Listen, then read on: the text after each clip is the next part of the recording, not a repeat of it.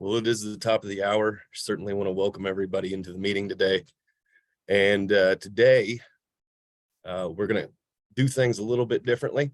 Aaron Wilson is going to take over for me in just a moment and introduce our speaker for the day.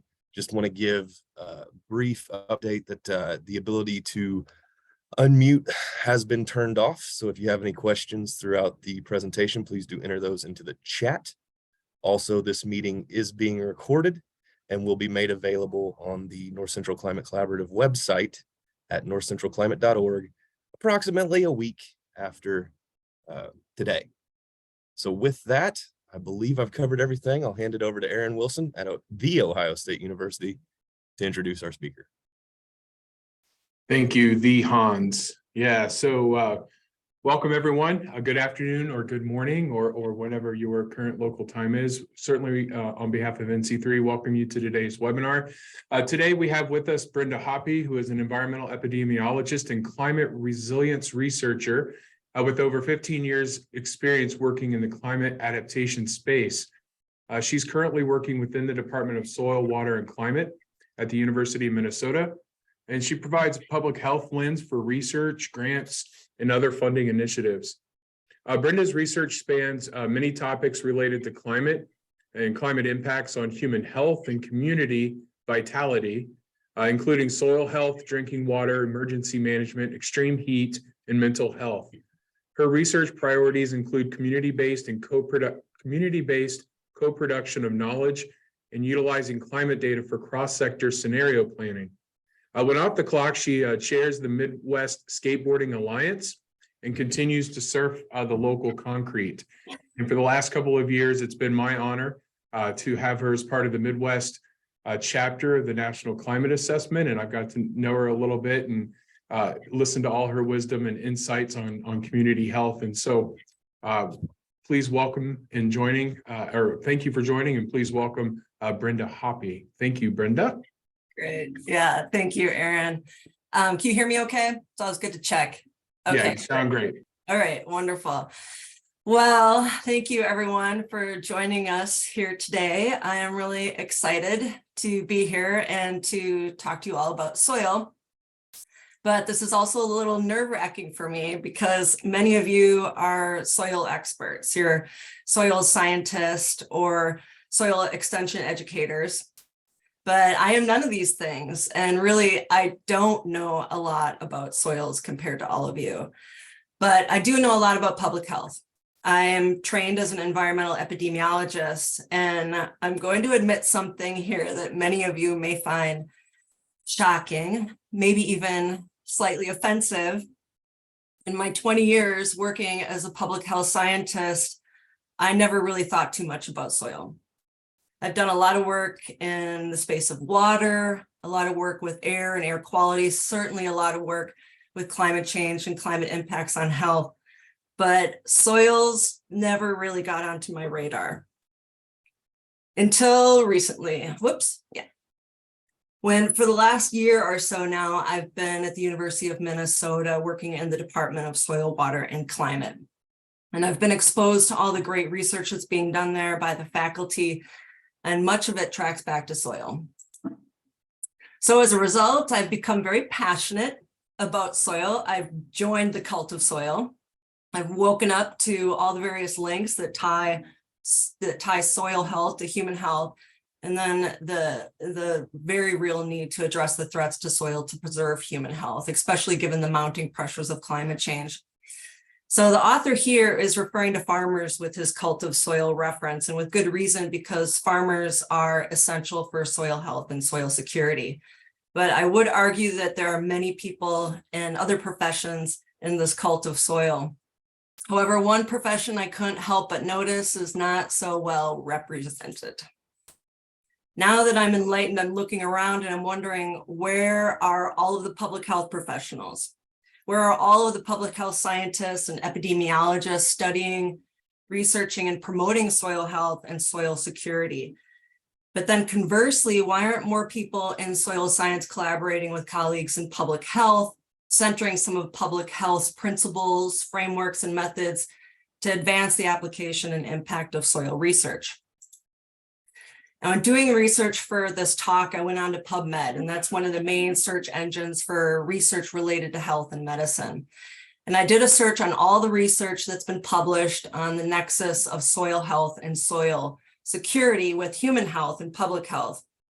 And granted, this is hardly a comprehensive meta-analysis on the literature, but still I was really shocked with how few studies have been published on these crucial relationships. So my goal today for this talk is to address this tragic collaboration gap between soil science and public health. We'll review some of the factors and the pathways that link soil to human health. I'll introduce you to some of the principles, frameworks, and methods that are central to public health and may also resonate with some of you working in soil science and advocacy. And then last but not least, I'll wrap up with sharing a little case study, a demonstration of success where a collaboration with public health helped advance consideration of soil health for a large audience. So first, how about that soil crisis that no one's really talking about? Now, for most of you on the call, you're already living with the scary knowledge that our planet is suffering a massive soil crisis. But sadly, this knowledge has not really penetrated very deeply, I think, within the public mindset. Poor land management and issues of erosion, compaction, nutrient imbalance, pollution, acidification, waterlogging, and salinity are converging with the pressures of climate change, like more extreme weather events, to degrade the biodiversity in our soil that enables most of the benefits, these ecosystem services that we derive from soil and depend on to survive as a species. All of these alarming hits to the health of our soils either directly or indirectly will have, or they're already having, major impacts on human health and community vitality. Now, some of these impacts are direct and they're fairly obvious. For example, we get over 95% of the food that we eat from our soils. And while we're struggling to adequately feed everybody on this planet today, in less than 30 years, our global population is projected to leap from 7.8 to 9 billion people. So we have very little time to rally society to address the soil crisis, to allocate substantially more resources, to fund more collaborative research, and to rapidly change societal and individual choices that are affecting our soils. But the solution is not just about scaling up our current food production systems. Soils are highly varied, as many of you know, with wide-ranging physical and chemical properties. So it's not surprising that different soils produce crops with different nutritional content, either naturally or due to poor soil management. Now, there are 14 essential elements that make up 99.9% of the atoms in our bodies. All of them, except for carbon, hydrogen, and oxygen, have soil as their major source. Now, it's possible to grow an adequate amount of food on a plot of soil that has sufficient calories, but is deficient in some of these essential nutrients like iodine, zinc, and selenium that the body needs to function and thrive. And this problem is called hidden hunger, and it may be affecting nearly 2 billion people worldwide. It's also a good example of where soil science meets public health, not just in characterizing the different soil mechanisms and the health risk pathways, but in developing solutions that range from biofortification from the soil science side to diet supplements from the public health side. Another direct link between soil and human health is one that seems to be getting more attention these days, and that is antibiotics. Antibiotics in public health rank up there alongside vaccines as some of the leading game changers in our field, discoveries that led to massive, almost immediate, large-scale reductions in mortality and morbidity. Now, I'm embarrassed to admit this, but until recently, I had no idea that most antibiotics in current use today have come from soil bacteria. Penicillin, the first antibiotic, came from the soil fungus, Penicillium. Now, soil microbes like bacteria, protozoa, and fungi are really one of the reasons why I just fell in with this cult of soil, because these little critters are mind-boggling in their numbers. There are more microbes in a teaspoon of soil than there are people on the planet. That's nearly 8 billion microorganisms in that tiny amount of soil. And when I first read that, I imagined every human being on the planet, our entire species, reduced down to living in a teaspoon of soil. And like these microbes, we wouldn't just be staying quiet and inert, keeping our hands to ourselves, not bothering anybody. No, we'd definitely be interacting. We'd be developing complex systems, producing things, communicating, fighting, adapting, and evolving, just like we've done on the surface of the planet. So this really made me realize just how much must be going on beneath our feet, across these teaspoons, across acres, across regions, and across continents. And if that isn't amazing enough, we have only identified 1% of the microbial species within our soils. So with a view to their potential role in preventative health and medicine, there is a massive pharmacy beneath our feet. And we've basically only accessed one tiny corner of one tiny shelf. And so from a public health perspective, this is thrilling. So I was excited to see that very recently, the National Academies of Science, Engineering, and Medicine convened a committee to review the state of knowledge on the links between the soil microbiome and human health, with an emphasis on investigating some of these links that I just mentioned. So I'd encourage you to keep an eye out for this report. Hopefully it will help bring more attention to the consequences of the soil crisis for human health. It'll likely set priorities for future cross-disciplinary research on these topics, and then hopefully more funding. Now, there are other direct links between soil and humans that are just as compelling, such as the role of our soils in scrubbing contaminants from our drinking water, or that certain soils, when they're desiccated by drought or poor management, can turn to dust, travel thousands of miles, and be a direct irritant to the lungs, or they can transport pathogens that lead to disease like valley fever. Now, there's an entire semester's worth of information here to explore just in the direct links between soil and humans. But I can't give short shrift to the indirect links between soils and human health, and particularly community vitality, which I know resonates with many of you in extension services. Now, these links are too often marginalized as being too distant, too abstract, but the indirect impacts are so important, in part because they usually affect a larger part of the population. So I'm only going to touch on a couple of these indirect impacts today, and these include damage to the built environment and threats to livelihood. Now, humans live, work, and play mainly on the foundation of our soils. We've built an entire anthropogenic ecosystem on top of soil that has a huge influence over the patterns of our life and the stability of our communities, not just physically, but also functionally.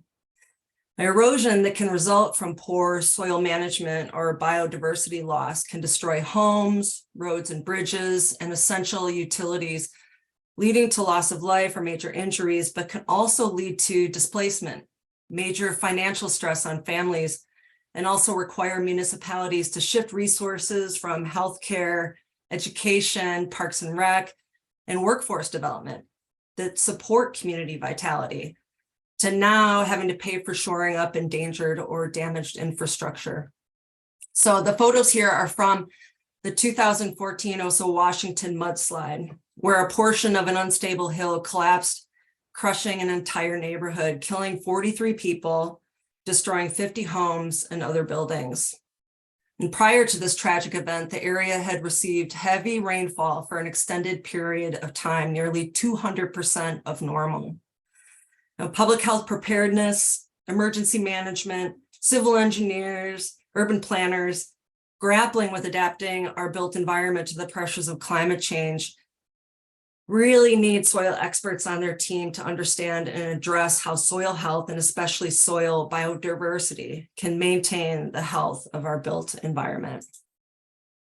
So for example, soil science has demonstrated that soils without earthworms can be 90% less effective at soaking up water, which means increased water runoff, erosion, and flooding. Land without vegetation can be eroded more than 100 times faster than land covered in vegetation. So it's not a big leap to say that maintaining the integrity and biodiversity of our soils is crucial for our built environment and public safety.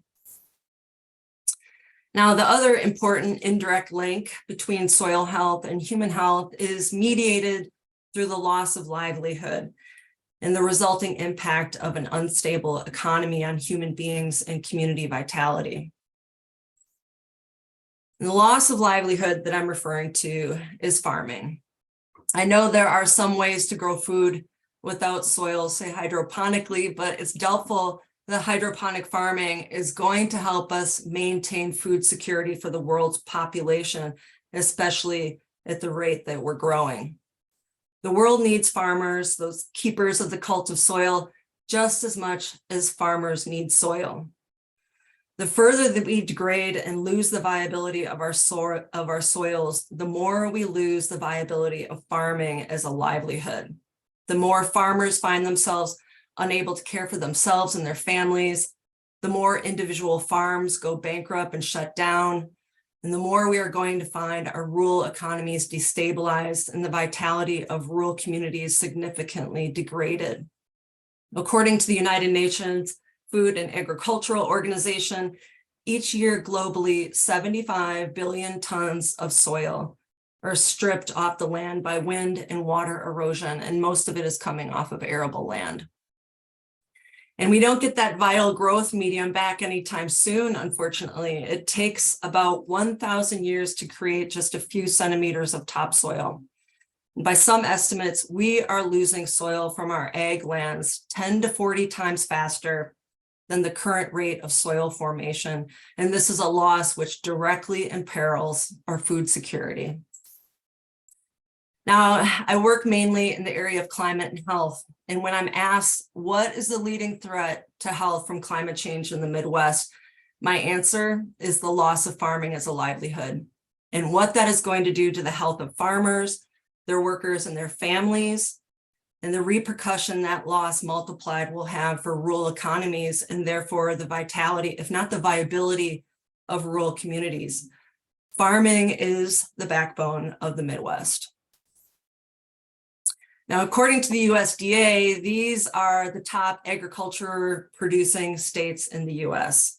And I've listed them here based on their innate level of awesomeness and who has the best football team. So as a side note, I may live and work in Minnesota, but I will always be a born and bred cheesehead. And you'll notice that most of the states here are in the Midwest. Some people may think that farming today is no longer a mom and pop endeavor, but it most certainly is. Almost all of our nation's farms, about 98% are family farms, and they account for the majority, about 83% of farm production in the US. Now, full disclosure of some of my innate biases that I bring to this presentation. I am extremely proud of my deep roots in Wisconsin dairy farming and my close ties to those of my family that are still farming and the land that they've farmed for generations just outside of Menominee, Wisconsin. And that land, including the soil that sustains it, is a visceral part of my identity. The time that I spent on the farm growing up made me the staunch environmentalist that I am today. My connection to that land is precious and spiritual. I know firsthand how vital farms are, not just for sustaining our food security, but also for establishing close, connected communities, driving innovations, and anchoring our national economy. Furthermore, each farmer is an irreplaceable, invaluable library of information on the soils that they farm, information that is accumulated across generations and is verified almost daily when that farmer wakes up and walks their land. When you lose a farmer, you lose one of the most essential soil surveillance tools that we have. But farming has always been tough, but it has gotten a lot harder. Besides the loss of productive soils, land itself is just getting hard to afford, if not hard to find. By some estimates, 250,000 US acres are either paved over or they're repaved every year. Not only is the land expensive, but so are the tractors, the fuel, the fertilizers, the pesticides, the seeds, the animals, the buildings, the water, the electricity. And again, the pressures of climate change have made all of this even more difficult to manage. Now, this is a story that was just published in the New York Times just a few days ago, and I hope you all will take the time to seek it out and read it. The rate of suicide among farmers is 3.5 times higher than among the general population. Suicide rates in rural communities increased by nearly 50%, and that's pre-pandemic, between 2000 and 2018. Farming is not just a livelihood. It's a way of life, and it's a legacy that you build and you pass on to your children and your children's children, so that each farm that you see when you drive through the countryside represents not just a small business that fuels the local economy, but it represents a long-standing commitment to steward the land and to keep the culture of farming alive. As a person, when you are not able to keep that legacy going, and you face having to give up what generations of your family have invested their hearts and souls into, the loss for many of the job, the only job that you've ever known, the only way of life that you've ever known. Now, with all that in mind, these statistics aren't any less tragic, but they are understandable. Suicide is a major public health issue. Loss of livelihood is a major public health issue. How degradation of agricultural soils threatens farming as a livelihood then is a public health issue.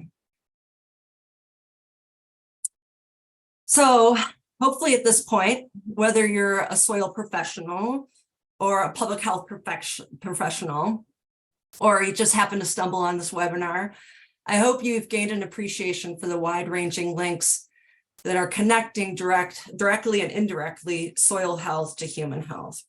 And what I'd like to do now is to try and make the case for why progress on the soil crisis depends on deep, meaningful collaboration between soil and health professionals, highlighting some of the synergies between the two disciplines. So here's my simple pitch to all of you soil professionals for why you should partner with us folks in public health. First, humans are incredibly egocentric, and more so, we're incredibly species-centric. Regardless of how false it may be, humans place ourselves at the center of the universe in terms of both importance and value. So the more that you highlight the connections of your work to how it benefits human beings, the more likely you are to gain the public's attention, capture more support and resources, and achieve these major gains that we need in fighting the soil crisis. And then public health as a science and an art has many useful principles, frameworks, and methods that could be very useful when applied to soil research and advocacy. And some of these you've already seen percolate through my presentation. Public health has faced some of the same challenges plaguing soil science today, especially when it comes to addressing human behaviors and choices. And we've learned some lessons, gained some valuable information, and created some effective strategies that we can share. A couple examples of this would be how to deal with crisis fatigue when the public is so burnt out on fear and tragedy, say from COVID, climate change, mental health, that they then have very little bandwidth left to care about yet another soil crisis. We have strategies for that. Or there's the struggle with the human propensity to be extremely short-sighted and lead hard into this out of sight, out of mind thinking. In public health, especially those involved in infectious disease management, like COVID, We deal with this all the time. And again, we have strategies to share. And then finally, by and large, the public trusts us.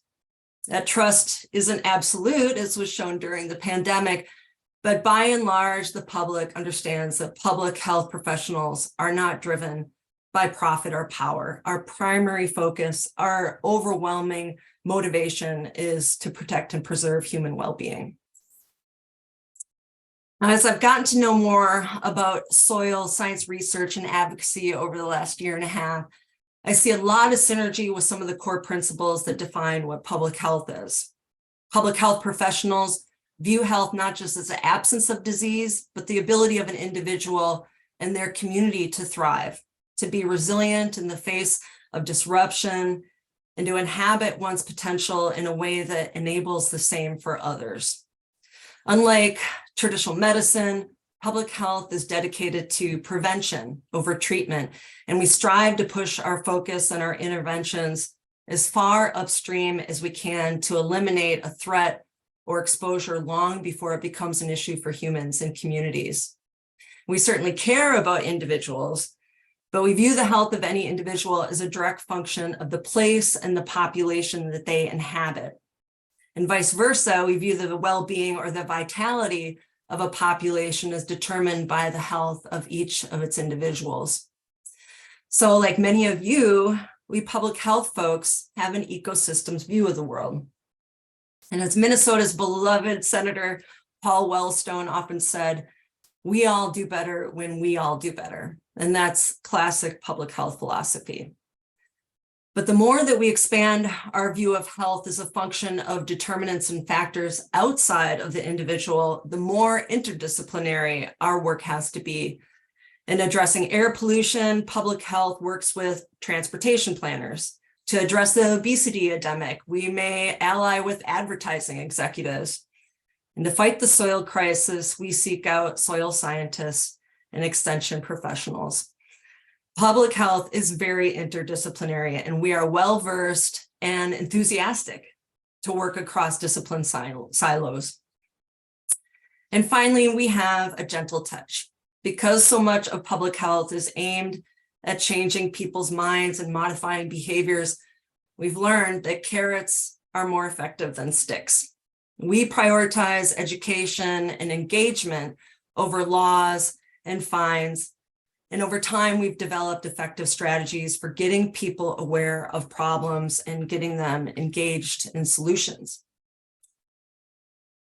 Now, one of my favorite public health frameworks that I think should resonate easily with soil scientists and you extension folks is the social and environmental determinants of health framework.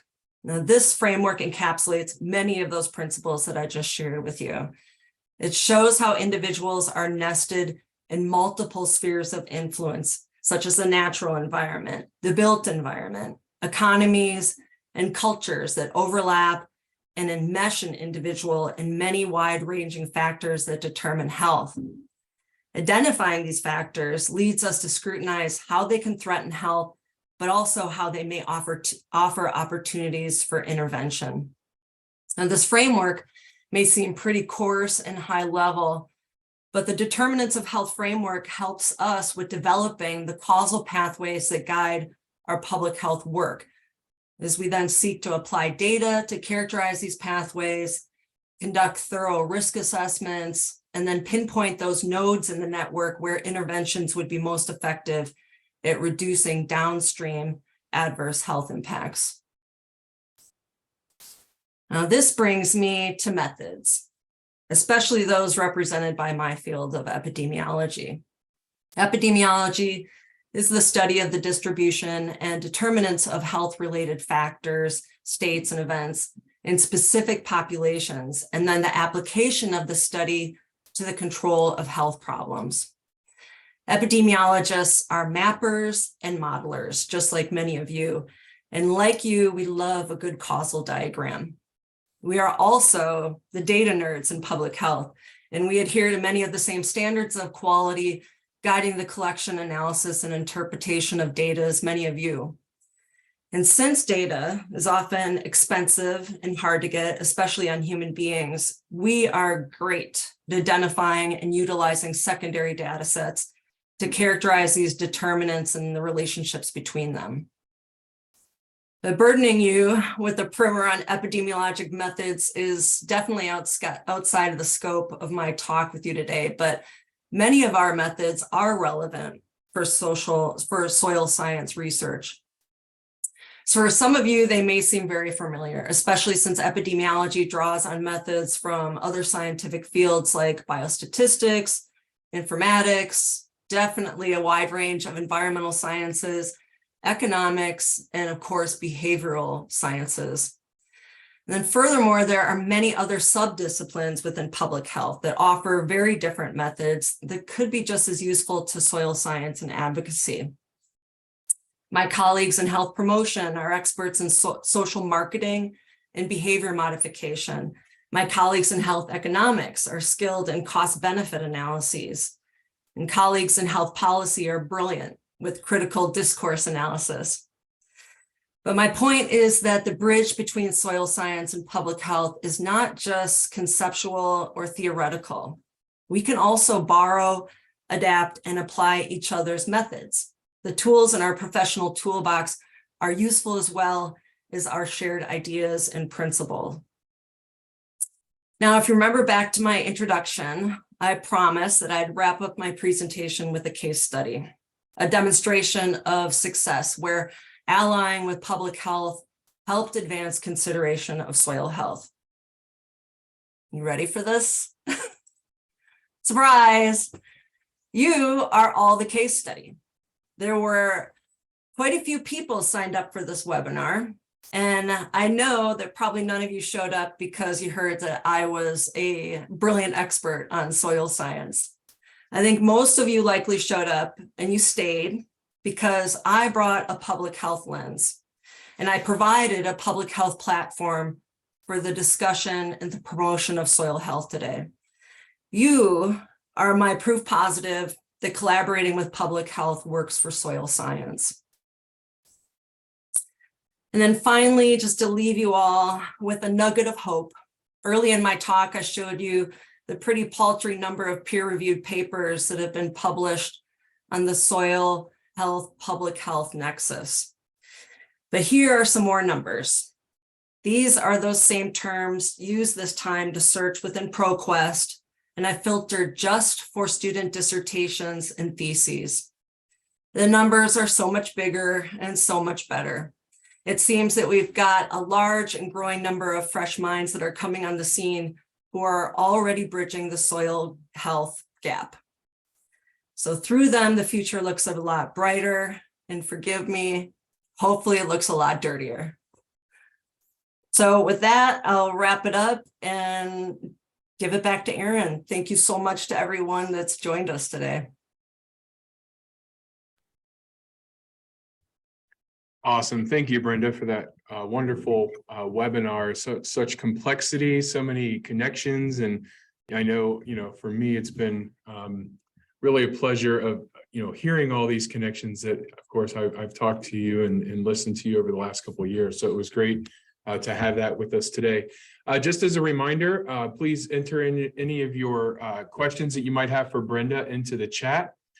We do have a couple already on board, and so I'll start there. There was a comment, why are the discovered or known microbes in the soil so low? Let's identify those microbes, was that also added. So any insights there, Brenda, or maybe a call to action? Oh, I am so, yeah, a call to action for sure. But why there are so few microbes that have been discovered, I really have no idea. But I mean, my outsider point of view is that there just hasn't been enough attention and funding that have been going into that. But I am really excited about that NASM initiative, the National Academy of Science, Engineering, Medicine. I sat in on, they had like a public meeting to just introduce the effort of developing this report that they're developing, looking at the human health, soil health links. And that whole initiative, that whole effort is really focused on exploring the microbiome and figuring out how we can harvest more of its benefits. So stay tuned, I guess. Yeah, absolutely. So you talked a lot about and showed the percentages of family farming. So there was a question about how you define the family farm here, and a comment about, in Iowa, and of course, this is other places across the Midwest, there's this increasing separation perhaps of management from ownership. So there was just a little bit of request there for, how do you define, or how were those defined as family farms? Yeah, I'm just trying to get back. The definition that I listed here, I got from the USDA. So there it is, verbatim from those folks. Okay. So yeah, I would refer folks to, and I'm sure that this is further codified, for the ag census and how they specifically, define a family farm. So I guess I'd just, to unpack that a little more, I'd refer folks out to that. But this is the definition that I pulled right from them. Very good. Yeah, so there's a comment here, wonderful presentation, Brenda. Nationally, there's a lot of dialogue about One Health, which calls for this connection across disciplines. And they comment that your ideas seem very connected to this concept.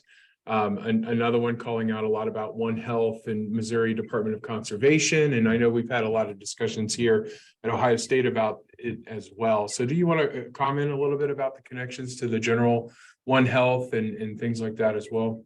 Yeah, what brilliant comments. I mean, I am such a huge fan of One Health. It's extremely exciting. As an environmental public health researcher, it falls right into my lap, and I think also, is such a general framework, One Health, that, it helps kind of guide the public mind, more so decision makers and potential funders, for seeing all the interconnectedness between animal health, environmental health, and human health.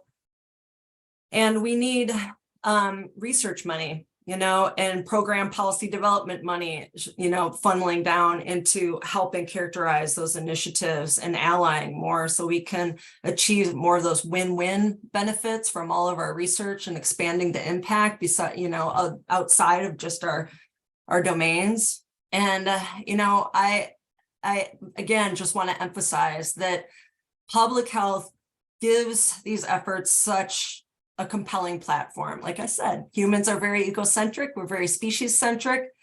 So the more that we can bring those relationships that are outside human beings into the onto that public health platform, I think the more effective we'll be in getting the hearts and minds of the public on board some of this research that isn't maybe directly related to human health. And like I said, hopefully there'll be more funding that trickles in as that awareness grows. Yeah, with that, can you maybe for some in the audience describe a little bit more about One Health, the One Health concept? Yeah, I think, at a high level, it's something that a lot of people appreciate intuitively, how human health it's just like that frame here, the social determinants of health. I know, and it's a conceptual framework, but I think it's a really compelling one. It just basically, it's an ecological view of health that says that animal health is connected with environmental health, is connected to human health, and looking at how those relationships interact. Great. And Melissa Miller put in the CDC link to describe more of that for those that are interested. So thank you for that. Joshua said, thank you for your presentation. Been interested about soil and human health connection for a long time. Says contamination in urban soils come to mind as one area where there's been soil and public health collaboration in the US, but cannot think of other examples. Are there specific topics that you think are lower hanging fruit for collaboration between these disciplines? Yeah, in urban areas. Yeah, I think that is a really interesting area to explore, especially since it makes me think of atmospheric deposition of, air contaminants. and especially how much we really want to encourage urban farming. But I can't, this is, there's not too much more I can say on that. This is not my area of expertise, but I'm becoming so intrigued by this area. I just think, I'm giving this presentation on the campus at University of Minnesota, and I intend to market it very heavily with the nursing school, School of Medicine, certainly public health department, because I just think that there is so much cool, exciting research to be done on this. And I don't think it's going to be costly. I don't think that we would have to go out and do a lot of soil sampling and that kind of thing.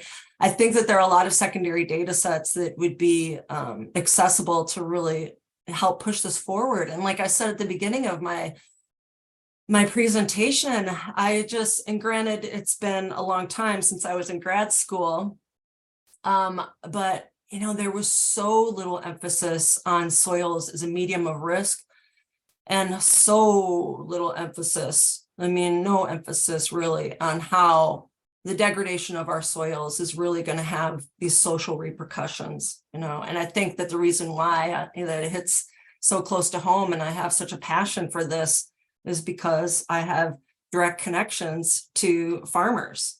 And unfortunately, I think that more and more people have less and less and less direct proximal connection to farming and farmers. Mm-hmm. So it's a little bit of a heavier, more of a difficult issue to sell to the public. But I think that is really going to be changing soon. Like I said, when I showed that search on who's doing research through dissertations and theses on the soil health, public health relationship, that was pretty amazing. So I'm hoping that that'll keep going.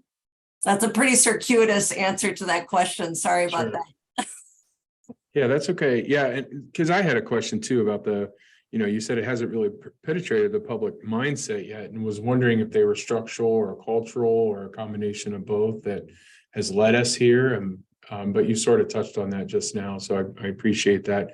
We had a couple more links put in there as well. Jean says, way back in my college days, Rachel Carson's Silent Spring was required reading and learning that chemicals can accumulate up the food chain. Intuitively, why then couldn't good, healthy health chemicals accumulate up the food chain as well, starting with healthy soil? Yeah, great comment. And, like I said, I'm a total newbie to this. Here I am, 50 years old, many years in the world of public health and environmental public health. And, this is the first time that I'm really diving into all this science. And it is absolutely incredible and fantastic. This issue of hidden hunger was mind-blowing for me, that you could actually, and granted, it's a bigger issue abroad, in developing countries, but the idea that you could, visually have a healthy looking crop that would be so deficient in nutrients that you can get the calories, but you're not getting the nutrients. And some of these nutrients are absolutely essential for maintaining health. And in fact, the lack of them has made epidemiologic studies a lot more accessible, unfortunately, because you're seeing disease burdens. You can track back to like goiters and a lack of iodine in the soil and therefore plants. So yeah, I think that, more and more we're going to have, attention on this area. This one's a little bit more specific to atoms and the essential elements. Can you explain a little bit more about 14 essential elements that make up 99% of the atoms in the human body? And what are those 11 elements coming from soil? Oh God. Okay, again, I'm sorry. Like that's totally, I'll just go back and at least pull up the Sure. diagram. But this is not my area as a public health person. I'm really sorry that I don't have, this is an important slide. But I don't have, what I don't have is that, mechanistic kind of atomic level of knowledge about, Right. all this, but, I'll pull up the diagram here so at least that folks can see it again.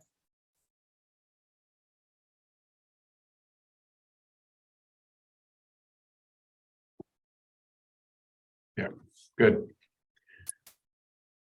I'm not actually sure, but I'm curious about this question too. To what extent is soil health a consideration in the U.S. Farm Bill or farmland protection efforts? I think that's a very good point to make. I don't know if you have anything there, Brenda. No, but it's a beautiful point. I mean, it is such, it's such a good point. I noticed that NIFA has just released a lot of funding, like $7 million or something like that. I mean, folks on the call probably know better than I, but they released a lot of funding titled under, an initiative of soil health. And I noticed that there were very few, seemingly very few studies that were funded that incorporated health and public health.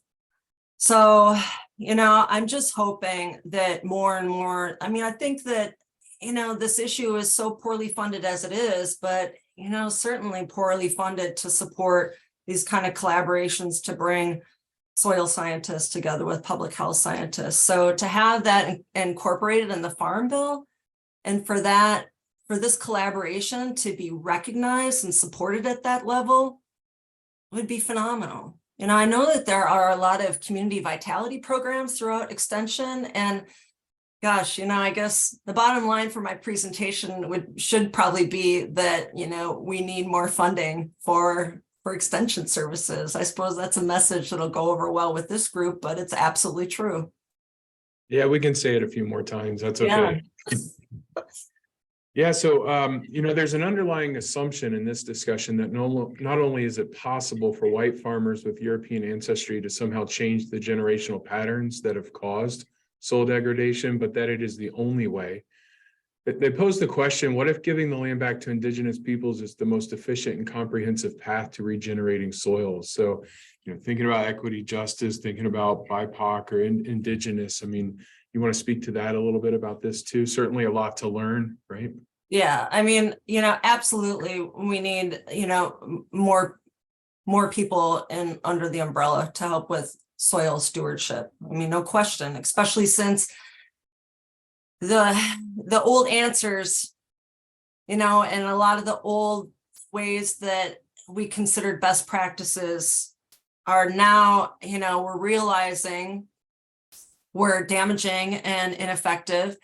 And climate change, the great amplifier, is really putting a lens to those about how inadequate and ineffective a lot of these approaches are. So we really need to tap into more knowledge base and more perspectives. And I also think, the fact that we are in such a point of disruption, and kind of reassessing and scrutinizing where we are and how we got here, I think it's an excellent time, to be scrutinizing a lot of these other factors. And I hope that, here in Minnesota, there's a great organization, the Hmong American Farmers Association, and they have an initiative where they're working really hard at accessing land and helping turn that land over to, Hmong farmers. And I think the more and more that we can find the means of bringing non-traditional farmers into farming, the more we are going to quickly have some gains on the soil crisis. And we need more people coming into ag. We need a more diverse population coming into ag, because these, the white male farmers in their 50s, are not going to be able to sustain the level of the workforce that we need, to keep ag strong and keep it going. So I guess that's my comment to that. Yeah. Another link put in for talking about Dr. Daphne Miller at UCSF.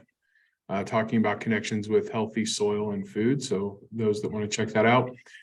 Today, NPR did a piece on how E. coli in animals may increase UTIs. How can public health share with the public that most soil animal microbes are good for people's health? So in light of where things are always highlighted, right, from a negative perspective, what's public health's role there in show, getting that information to the public where, increasing people's health is good from microbes and animal microbes as well. Yeah, well, I think, this, like I mentioned again, the NASM initiative is really aimed at that. I mean, it's really aimed at highlighting how, the similarities between the soil microbiome and the human, intestinal biome microbiome. And I think that is, again, tracking back to this One Health idea, that as go bacteria, so do, as go us. And I think making those relationships are incredibly compelling. I mean, along with recognizing all the benefits that we already get from these microbes, like penicillin. I mean, unfortunately, now we've overutilized a good thing, and now we're dealing with this issue of, antibiotic resistance,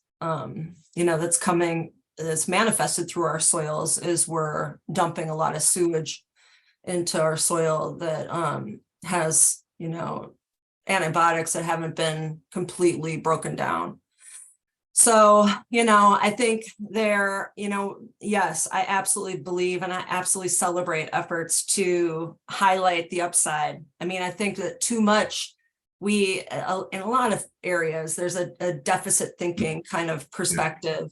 And so the more that we can kind of celebrate the benefits, and like I said, I think that more people need to know all these, the facts about, the majesty and the diversity on our soils, and celebrating that. And, like the person said, I just think that's a brilliant thing to celebrate, like more of what we get from this microbial environment and soils. It will really make people think twice, about seeing a, half an acre get paved over for a Walmart parking lot or whatever. Great. So I've got one more question. This is kind of the last call for questions. So if you got your questions, we still have a few minutes. So go ahead and put them in the chat. And folks are sharing some other useful connections as well, or other websites. I was from a kind of a selfish climate perspective. Climate change and misinformation is something that we've been dealing with for a long time. And I was just curious from a public health perspective, what are some of the lessons that you think public health has learned throughout the pandemic that,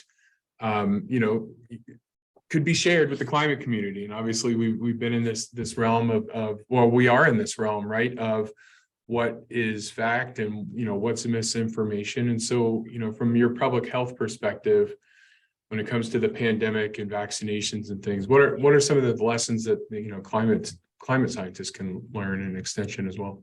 Okay, thanks, Aaron. I love that now you're bringing it back to climate change. So, just so I understand where you're coming from. So this is not about soil. This is more so about, what we've learned from, it could be applied to climate change now that we're kind of crawling out of the pandemic. Yeah, with this, question slowing down, I kind of broadened it out a little bit to think about climate, which we obviously talk a lot about with these webinars. So yeah, any insight that you could give there, just useful information that you think could help both communities and researchers and those that are also engaging the public with these topics. Yeah. Well, it's interesting, and this is all anecdotal from my perspective. But I've been working in climate change for well over a decade and a half, 15 years. And, and the scope of how climate change work has advanced so quickly, that kind of makes me an old dog in the scene. So I guess in some sense, I've been around for a while. And prior to the pandemic, I really think that the public perspective on climate change was really hampered by, this climate change is so abstract. It's not happening now. Why are we worried about it? It's something that's going to happen a long time ago. It's so distant from me. It's happening on a global scale. That does nothing for me in my own sphere of life, my family, my community. And that's a planetary thing. And that, that kind of, I think I mentioned in my presentation, that short-sighted point of view, I think really kept people from appreciating the climate crisis, and also, thinking about how it affects them personally. And then came along COVID, and people were experiencing directly what can happen when something can happen on a global level that can then trickle down and have very serious impacts on your personal life. So after I am finding that post-pandemic, promoting climate change adaptation and advocacy is a lot lighter lift. And then also having to do with this deficit thinking. I think folks in the climate adaptation space have spent a lot of time focusing on just trying to convince people that a problem exists and that they should care about it. And, doom and gloom, if we don't deal with this now, we're, headed to ultimate destruction. And, I think a lot of that happened during COVID. But then, and of course, I'm totally biased about this because vaccines pretty much launched my discipline of public health. But the COVID vaccine was such a tremendous showcase of human innovation. And it was something truly to celebrate. And people witnessed, very personally what happens when we have these huge problems and we come up with amazing innovations. And I think you're going to see that happening in the climate change world. You're going to see people, getting more focused on the advances that we're making, the innovations that are coming out of this, the partnerships, how research and discipline is going to get invigorated by this massive problem. The same thing happened with public health. You wouldn't believe how much attention now has gotten into looking at our public health systems. How did they fail us? How can we build them up? How can we learn from all these strategies? And I think that's going to be happening with climate change too. I see it with so many young people, so many students. They're all interested in getting into climate change because it's a big, massive, hairy problem. And, a lot of human beings, we like to get our hands dirty with big, massive problems. So, I guess those are some of the main parallels that I see. Well, that's great. And I sort of led you there a little bit because guess what? All of those things also, I think, apply to what you've talked about today when it comes to the soil crisis and public health, right? And so we can learn about innovation providing hope and about things that we can address and tackle the soil crisis in a way using the lessons that we've learned from climate change, from pandemic, from public health. So that's why I think that there's distinct comparisons there. So just trying to wrap it all back in together as one. So certainly, I think we're coming at the top of the hour here. Brenda, thank you so much for your time today, and certainly appreciate all the insights and wisdom. And it looks like a lot of folks took a lot away from today. With that, Hans, any additional comments that you would like to make for today?